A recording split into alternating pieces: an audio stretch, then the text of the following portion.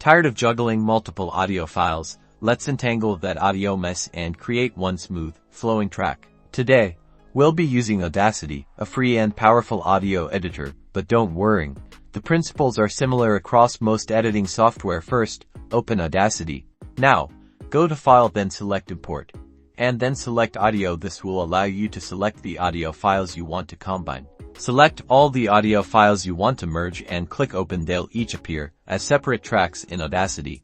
The key to a seamless merge is getting the timing right. Use the Time Shift tool. It looks like a left-right arrow to drag the audio clips along the timeline and position them where you want. Listen carefully to the transitions between each clip. You may need to overlap them slightly to create a smoother blend. Click the play button at the top to listen. For even smoother transitions, use the envelope tool. It looks like a curved line. This allows you to adjust the volume levels at the beginning and end of each clip, fading them in and out.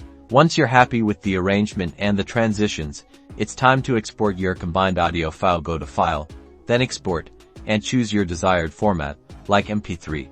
Give your file a name, choose a location to save it, and adjust the export settings to your liking. A higher bitrate generally means better audio quality. And that's it.